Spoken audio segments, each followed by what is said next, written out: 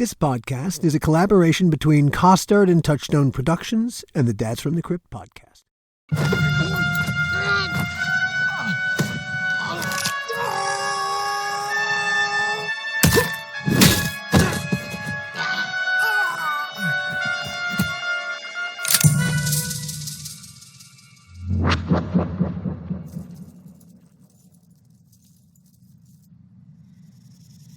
Jose.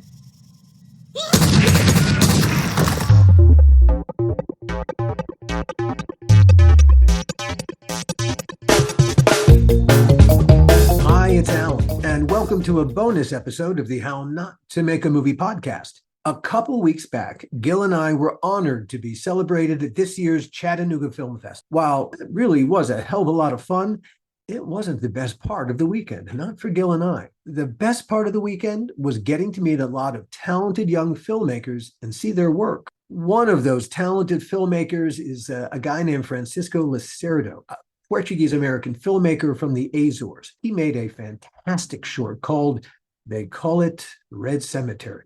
It's a beautifully shot parody of Sergio Leone spaghetti westerns. Now, the cool thing about Red Cemetery is you can feel Francisco's genuine passion for the thing that he's parodying. Actually, what you can feel is Francisco's deep passion for movie making itself. Hey, Gil and I can relate. Red Cemetery. So I was saying we saw it at the Chattanooga Film Festival like 2 weeks ago. Gil at with a bunch of shorts, but you know yours really stood out. I mean, I just couldn't stop laughing, and it just was so Tales from the Crypt. Had we had the show on now, or you'd been around when we did the show all those years ago, we would have been on the phone to you saying, "Hey, you got to come in and do one." That's true. Yeah. Oh my God. And that's Francisco Lacerda. That's how much we liked it. I mean, we don't like a lot of stuff, and we don't talk to a lot of people, but we both looked at each other and said, "Who is this guy? We got to talk to him." Your promo for I think Karaoke Night is fucking hilarious. Oh, It's hilarious, and that if never mind Red Cemetery, if I had seen that, I would hire you. wow. I'm completely flattered. Like hearing this from the guys who made the Tales from the Crypt. I'm a really big fan myself. I'm just, wow, made my day. Very pleased. I'm so glad you guys really enjoyed it. So I was actually born in the States. I was born in Fall River. My parents are Portuguese from the Azores, and I lived there till I was 5 years old, and then we moved back to the Azores. The Azores is an archipelago composed of 9 volcanic islands in the Micronesia region of the North Atlantic Ocean, about 1,400 kilometers, 870 miles west of Lisbon, Portugal. Though it's Portuguese, the Azores are autonomous and quite beautiful. I lived there most of my life, and then after I went to film school, I moved to Helsinki with my wife, and now I've been living here in Helsinki and going, between Helsinki and the Azores doing my stuff. You're in Helsinki now? Yeah, right now I'm in Helsinki. Wow. What time is it there? 8 o'clock, 8 p.m. Where did you go to film school? I was in Portugal. It was an arts college called how was it? It has a Portuguese name, but it was like basically the Superior School of Arts and Design of Caldas de Rainha in like West Portugal. Mm-hmm. And I took like basically the filmmaking course, which was sound and image. And that was you seem to have been a terrific student. You've applied everything so well. Yeah. I guess. You describe yourself as Azore exploitation. What do you mean by that? So Azore exploitation, it kind of started as a joke actually, because I was doing stuff in the Azores and in Portugal, let's call it, generally, that I guess nobody was doing at the time. So they were basically exploitation type of films, or films inspired by exploitation films, and just genre pictures in general. Francisco, what in your mind when you think of an exploitation film? What's one or two? What are one or two that just pop right into your mind? You go, yeah, that's what I'm going for. I'd say Cannibal Holocaust is a great example of an exploitation film. Okay. Okay. All right. We have nothing against cannibalism. cannibalism. But I think most Italian genre pictures of the 70s and the 80s can be categorized as exploitation films. Even the spaghetti westerns. I mean, spaghetti westerns are exploitation films in the end. So I was basically doing, like, I wouldn't call them exploitation, but I like the sound of Azor exploitation. Like, there's also the Canucks exploitation or the Ozploitation kind of thing. And my cinema drank a lot from those types of film, and I just said, hey, let's make every time I would like have an idea for a next film, hey, let's make another Azor exploitation film. And it just caught up, like on the Motel X Film Festival. I was talking to this one guy that works at the fest, and he was asking, so you're back with another Azor exploitation? And I was like, that was the first time I heard the term from somebody else's mouth and not my own. I was like, yeah, that's right, another Azor exploitation. And from then on, now I label them mostly as Azor exploitation. I define them basically as genre short films or feature films that are made in the Azores by Azorian artists. And if they feature a little bit of blood spatter, it makes them even better. Oh yeah, totally. Most of them always feature some kind of violence or weird genre things going on there. What does Azor exploitation owe to Portuguese exploitation movies? Portuguese exploitation films. So in Portugal, it's horror films in general are scarce. Yeah, it's hardly any. I mean, whatever you consider to be Portuguese horror, it's not really horror per se, but it does touch up on themes that are considered horrible or horrifying. Why is that? Do you suppose? I mean, is that a cultural thing? It's I think it's a stigma by the guys that run the Portuguese Film Institute, and the prestige aspect of Portuguese cinema. It's mostly the films, while they hover around the genre film is very it's very stigmatized in Portugal, so you don't really see many feature films that are self-assumed as horror films coming out from Portugal, although that's been changing in the recent years. Like there's one feature film called Mutant Blast that's Portuguese, directed by my friend Fernando Ale. It was a Trauma co-production, and most recently there's actually a self-assumed Portuguese horror film coming out soon. Fernando was there at the time, and he asked the director, so is this really a horror film, or is just something that's hovering around the world? And he said, yes, it is a self-assumed horror film, which is great to hear, because in Portugal you don't really hear that coming from many. When you say self-assumed, I'm not quite sure what that means. The director assumes that the film is an actual horror picture and not something that's no, don't call it a horror picture, call it a drama kind of thing. I see. So they're owning the horror. Yes, they're owning it. Okay, all right. Whatever how that might be seen in the eyes of the purists of Portuguese cinema. All right, so it's not just something that's being thrown at them or spattered that they're being spattered with. It's they're actually, they're stepping up and going, that's what I am. Well, at least with this one film coming up soon, but I don't know about what's coming next. Honestly. Sure. Well, hey, if it succeeds, it'll go one way. Hopefully. Yeah. Hopefully it succeeds, and it opens the eyes of the people with the money. That is usually how it works. It's that simple. let's shift gears a little bit. What is life like in the Azores? Um, so they're islands. They're like 9 islands in the middle of the Atlantic Ocean. I lived in the island of San Miguel. It's the largest island of the archipelago. You live in Ponta Delgada? Yes, Ponta Delgada, indeed.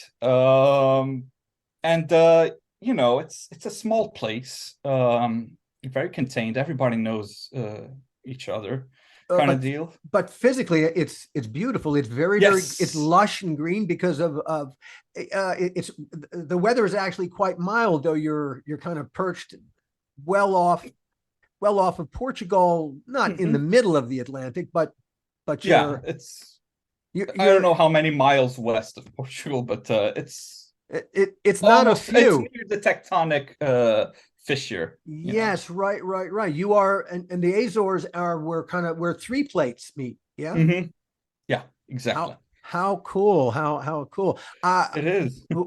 I've been to Iceland, and Iceland is fascinating. First of all, because there's the combination of the fire because of the tectonic nature, but also because it's so far north, it's cold. And the fire and the ice make for fascinating images. But there's a place in Iceland where you can literally stand between two tectonic plates. That's amazing. It's quite cool. Oh yeah, it is. I don't know that there's a place like that in the Azores, but there have been earthquakes there that were catastrophic. Oh yeah, years ago. I don't think I've ever experienced anything that was catastrophic when I was living there. I do remember experiencing some that, when I was at school, I remember there was this wave of earthquakes, and there was one particular earthquake that was scary. It was kind of scary. I remember seeing the pillars of the structure just wobbling around. And they shut down the school there. We too are an earthquake country. We're in California, and so we can so relate to living in a place where this shit can happen at any particular moment. You just accept that as part of the pleasure of living in this particular place. Exactly. But you might actually find that if you did some research that the reason you're so into horror movies is because as a young kid you got shook so much and so bad having an earthquake that it's changed your whole sensibility. If we're gonna get into why am I so fascinated by horror or anything, I think it actually started in America when I was still living there. With the fact that the house that I was living, there was the story around that it was haunted. So this has kind of been with me my whole life in some kind of fashion, and I just developed this fascination with the films in general. Was after I was watching Jurassic Park on VHS. Would you consider that the first horror film you ever saw, or what is the first horror film you ever saw? The one that just it got you? The one that got me, the one that scared the living bejesus out of me, is right here. Alien. I was 8 years old, and Alien was coming up on TV, and my dad said, "Hey, we gotta watch this film tonight." And I'm like, okay. About to the part where they start descending to the planet and they get in the derelict ship, I just kind of hid behind the couch, and my dad just switched channels. So later on, that whole sequence stayed with me. It got burned in my mind. I was like, I gotta watch that film. So DVD came up, and I remember seeing on one of the DVD stores we had in Azores, Alien DVD, and my mom said, if you succeed in your grades, I'll get you that DVD. So I studied hard, got good grades, and she got me that DVD. And we all sat down to watch, and I was completely, my world changed. It had already changed with Jurassic Park once. And but with Alien, it was, I was terrified of that film, to the point I couldn't look at its cover for months. I had to hide that DVD. I was so scared of that film. I had trouble eating too because of that film. This lasted for maybe 3 months, and then I just decided to face my fears because I was scared, but I was utterly fascinated by this film, by the power that it had on me, how it made me feel that way, you know, so repulsed by it. And that really attracted me, and I went in again. I actually hid the fucking DVD in the attic. That's my daddy. We gotta go to the attic. I gotta go get something from up there. So I got the DVD. I watched the whole film again from end to. It's still a scary film. It was still a scary film to me. However, the second time. However, I really appreciated it, and it's still for me one of the greatest films ever made. What really stood out the second time that you missed the first time? The film was burned into my mind, so nothing really stood out. But what stood out, not in terms of scenes, but just the craft of it, and how they worked so well with that creature. They didn't show much of it. They kept it hidden till the very end, and that just the way they did it, like, it leaves so much to the imagination that it's just masterfully crafted horror thriller, and that the craft of it really, really fascinated me, and I thought to myself, I really want to make something like this one day. Like, it was very inspiring. This is how it begins for all of us. It gets underneath our skin, and the next thing you're obsessed, and until you completely obsessed, I still am to this day. Yeah. Even doing it doesn't feed the need. Definitely. But I guess after Alien, at that time I knew I want to make films, but I was more interested in the special effects. I wanted to be a special effects artist, and I started building stuff at home with whatever I could get, because I'm on an island. Insularity was insane. It was very difficult to get hold of materials like latex. That is the next question. That is the next question. Okay, filmmaking in the Azores. All right. You had a camera, but okay, let's. Oh yeah, and I had a camera. I had a camera that was actually from my dad's company. He was working at how do you say it? It was like a power plant. He was a mechanical engineer, and he had this camera to shoot the motors and all that stuff, but it was a part of the company, so that he would bring it at home sometimes. And this camera was an Olympus camera, like one of those first digital cameras with a fixed lens that when you turned on, the lens would go out, and it actually had the option to record video, but only 30-second clips and without sound. So the first things I did... Without sound, MOS. Wow. Yes, exactly. The first things I did were always shot in 30 seconds or less than that. So I would actually edit in camera, like, okay, first shot, we're going to shoot it, cut, but without any sound. So I was making silent films in the end with my sister, and there was horror already there. Yeah, but you had no access to video editing, anything. So you really had to kind of rope it in your head, like Hitchcock's rope. You just, it's gonna have to flow from here to here to here to here, because there ain't no cuts. Yeah, exactly. I mean, you could stop the recording, but it would only allow you to shoot 30 seconds. I mean, you could stop it at 20 or 10 or something like that, but more than 30 seconds, I couldn't do a consecutive take of it. First, I started shooting tests with the special effects thing. I remember doing like this alien chest burster effect from watching. I watched so many making ofs. Well, of course. And stuff like that. I was completely enthralled. I was like 13 or 14 at the time. That effect from Alien was epic. It was it was kind of a game changer.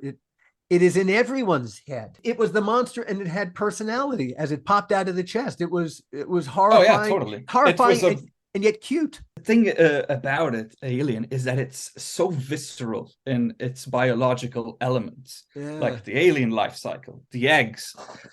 It's so damn alien and believable. Like, yeah, you go to the far reaches of space and you come across something like that. I mean, you would probably come across something as alien as that creature. You know, it's so, and the way they portrayed it in the film, it's so damn organic. So, you know, you can almost feel it and you can almost smell it from how it looks. You know, there are a lot of movies where human beings are food, but in this one, we're just a womb. Exactly, and that's terrifying. We're just a cattle for them to breed. And I also like the idea. I mean, with the sequels, they kind of try to explain more about it, but I really like the mystery of what was it? Was it a weapon? Where did it come from? All that mystery, that hidden lore about it was fascinating and just made the whole thing even more terrifying. But just going back a bit into my early filmmaking things, Alien made me want to be a special effect and made me want to scare people with a film. But actually, it was The Evil Dead that showed me that I can make a film. But what about Evil Dead made you see your own path? That it wasn't just you loved and you aspired to it, but suddenly you saw the dots connecting? I guess The Evil Dead is such an independent film. It was basically made with friends mostly. It was Sam Raimi just gathering a bunch of people and you know, knowing about that and reading more about how it was made. It just really inspired me. It's like I can be this guy totally. I can just get a bunch of friends and make a film. So it kind of opened up the possibilities that it's not that impossible to make a film, and that just made me like go forward with it. That's really the nature of what we want to talk to you about, because you have found ways to have a film career really on a shoestring. You're doing it in that both fascinates us, and you know, we really respect the way that you're doing it, because this is, I think, more the future than not. I guess so. I mean, as the years go by, one starts to realize that it just gets harder and harder. Like, for example, Red Cemetery.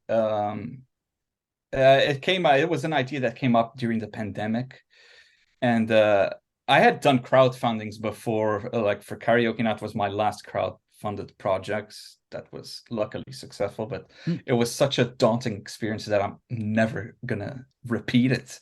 And with Red Cemetery, I basically had to produce it myself, and I had to go to mostly Azorian grants, you know, and get whatever I could from them to make the project happen. And Red Cemetery actually showed me that I am not a producer, and I don't think I want to be a producer. I am a director and writer, maybe. I mean, the flame is still there, but we want more and we want to improve. And for that, we need to go to greater heights and do more stuff than just gather around a bunch of friends and make things happen. Like my first films, like there's Fangs and Claws and Fangs and Claws 2 and Freelancer. They were all done like, hey, let's gather up a bunch of friends and make whatever we can with the money we have in the bottom of our pockets. And those films basically were what jump started my film career into the film festivals and allowed me to make more films for on, and most recently Red Cemetery. Are you making films now full time, or do you have a job, or how do you support yourself? Right now, I don't. At the moment, I used to have a day job, but I got laid off. So now I'm just fully into trying to make something new after Red Cemetery. So I don't really have a job right now. I'm just living off welfare, and it's tough. And savings basically. So yeah, it's difficult. I don't think I've ever made a penny, save for Karaoke Night. I've made a penny because I don't know if this is should be out. I think has already been announced, but no, it hasn't. So something's coming up in October regarding karaoke night that I can't really talk about yet. But there's news out there, but they don't know that it's about karaoke night. But yeah, I did make a penny out of that one, and but yeah, short films. I mean, it's a tough market to sell them because they're short films. Yeah. Oh, They yeah. can Yeah, work as a proof of concept or something, but mostly, raise money, make them, get them out there, and pray for good luck. Well, in the case of Red Cemetery, and it's a calling card. I guess it is, and I'm really happy. I actually had a meeting with somebody. I mean, this is also a bit off the record kind of thing here, but yeah, I had a meeting yesterday with some people that regarding Red Cemetery that really made me happy, and I really wish I could talk about it, but it hasn't yet been signed, but it's gonna happen. No, And no you'll worries. hear about it definitely. Good. It should happen. I mean, you've worked really hard. Your stuff is exceptional, and why not? What about bigger projects? I mean, full length projects. I've been at that for like maybe 6-7 years now. I would say 7 years. Yeah, I wrote me and a Marino, França, who's the director of photography of Red Cemetery, and he's also been with me throughout all these projects before in either a producer capacity or a director of photography capacity, and or writer too. And in this case, we wrote together this feature film script for the Fangs and Claws project, based on Fangs and Claws, but as a standalone film, because they're short films. Nobody is going to know the lore from those short films. So we decided to make something standalone with the title. So yeah, this we've been trying to get it off the ground for like 6 years now. And the Portuguese Film Institute just looks at that and says, no fucking way. Because it's just not what you don't get a grasp of what it is. It's an exploitation film. It's rather epic for the micro budget we were asking for, but I like to work with micro budgets because it's really pushes you to be more find creative solutions to portray certain things on screen. You know what your work reminds me of? Early Sam Raimi. Oh wow, thank you. And but also early John Waters. Oh wow, yeah. Wow, that's a great compliment. There's it's funny. It's going to sound like I'm jumping ship a little bit. I remember a review that I think was in the New Yorker of Monty Python and the Holy Grail, and they refer to it as cheerfully loused up. And something about that description of things being cheerfully loused up, done with absolute, that was the point. There's a joy in the way, yes, in the way that it was made, and the fact that it's not precision filmmaking. There's absolute joy in it. There's a difference between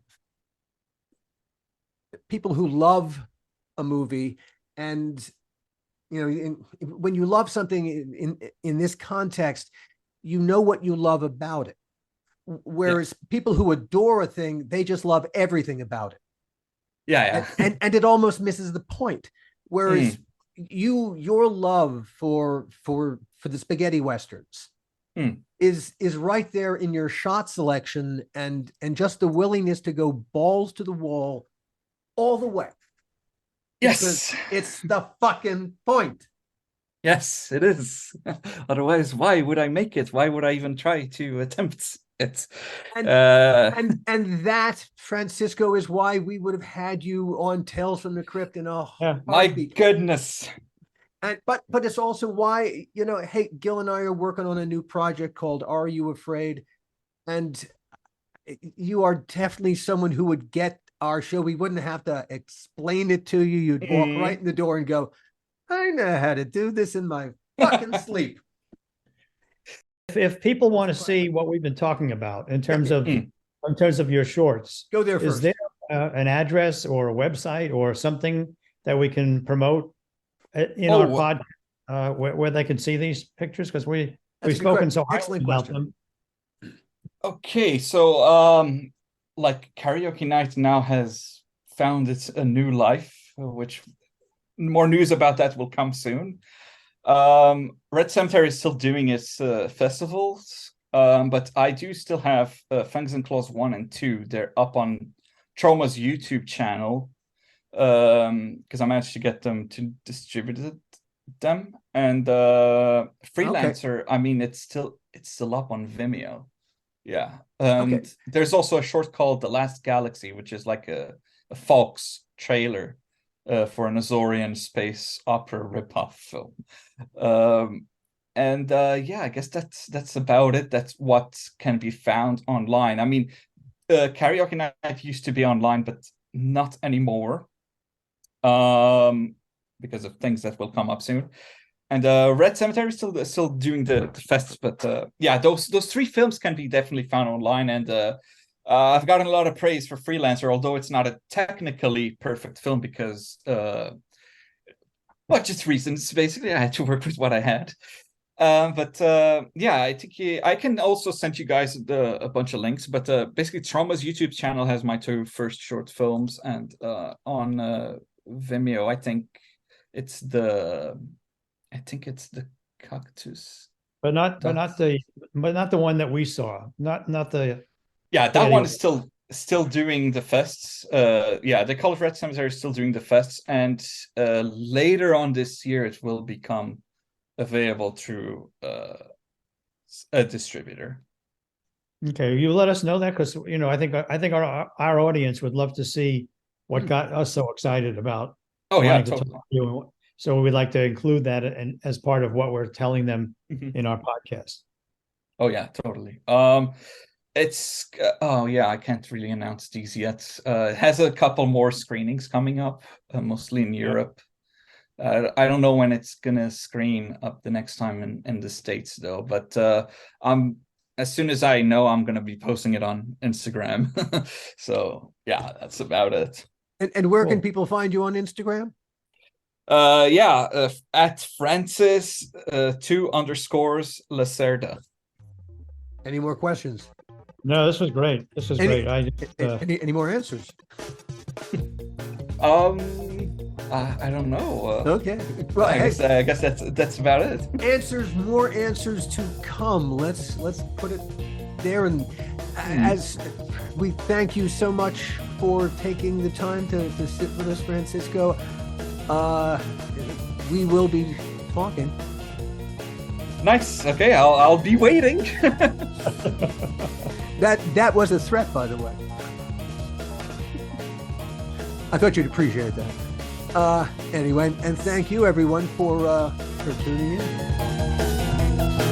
The How Not to Make a Movie podcast is executive produced by me, Alan Katz, by Gil Adler, and by Jason Stein. Our artwork was done by the amazing Jody Webster, and Jason Jody, along with Mando, are all the hosts of the fun and informative Dads from the Crypt podcast, followed up for what my old pal the Crypt Keeper would have called terrific crypt content.